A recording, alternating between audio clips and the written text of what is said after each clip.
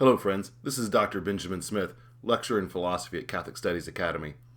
In this video, I want to spend a few minutes talking about two examples of virtue that I think are important and illustrative of the general point of virtue ethics. That is, they provide a good, concrete example of what it means to follow the mean.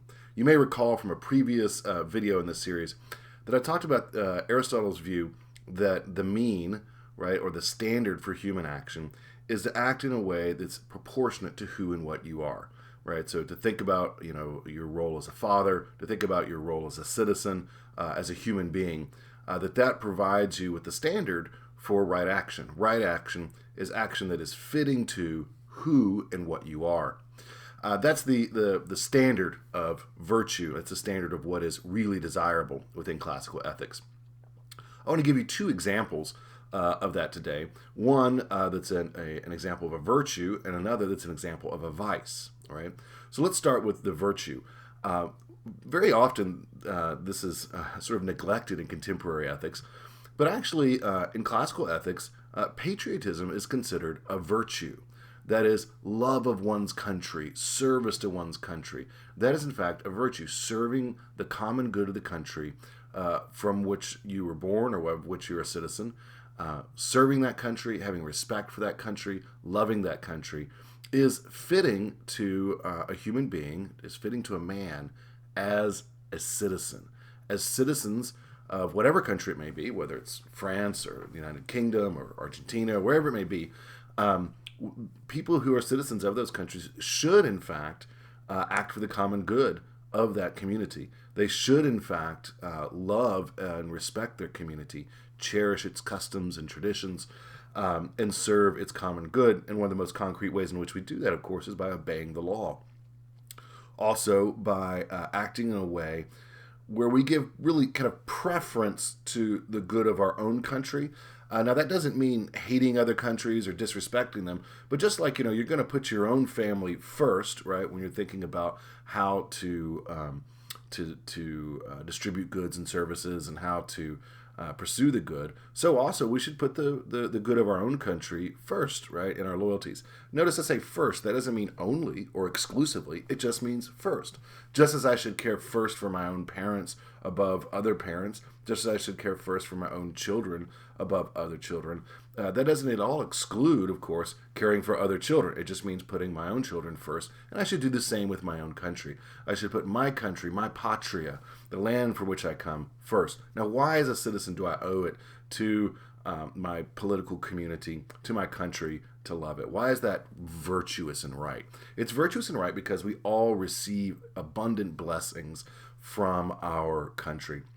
St. Thomas says that after God and our parents, the third highest sort of benefactor that we have is our political community, is our country. And so that we should have a great love and affection for our country because of the many benefits that have come to us from that country, from those who have gone before us, from our ancestors who have built up our country, from men who have died in battle defending our country, all those sorts of things.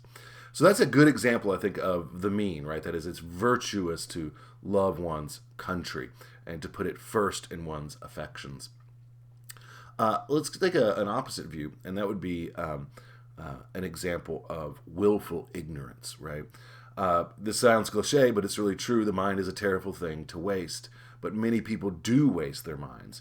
They waste it on trivia. They waste it on on being obsessed with money, or being obsessed with their own bodies and the way their bodies look, all that sort of thing.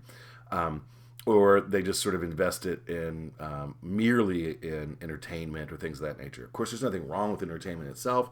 Life would be rather dull without it. But we don't want our minds to be saturated only with those things. And willful ignorance is when we fail to learn what we can and what we should given our circumstances. I'll say that again. When we fail to learn what we can and what we should according to our circumstances. That is a vicious kind of habit to develop. It's a form of neglect. It's especially problematic and acute when it comes to our spiritual formation and our growth in faith and understanding of our faith. But why is it vicious? Why is it the kind of thing that's bad for us to do? It's bad for us because it's contrary to our nature as rational animals. You remember this, the mean of virtue, right, is who and what you are. You should act in a way that's fitting, proportionate, and consistent with who and what you are. One of the things that you are is you are a rational being, right? You're more than just a rational being, but you are fundamentally a rational being. And that means that you should cultivate your intellect. That means that you should strengthen your mind, feed your mind on solid wisdom, not trash, not stupidity, not heresy, none of those sorts of things. But we should rather feed our minds on sound Catholic theology and philosophy, and really sort of the higher and better things, right? Now, of course, we shouldn't do this in neglect of our other duties, right? Obviously, a mother shouldn't spend so much time reading the Summa that she doesn't prepare dinner for her children, those sorts of things. That would be a defect, kind of disorder. So we need to learn in a way that's consistent with our time in life, our position in life. There are times where learning is our primary occupation, but there are other times where it's not. So that would be another example that helps to illustrate the mean, right? Like that is what is really virtuous, right? Well, I hope you found these comments edifying and useful. In the next video, I'll begin to talk about the application of the standard of virtue, and the different things we need to think about when we're applying virtue and when we are evaluating actions ethically. Until next time, God bless.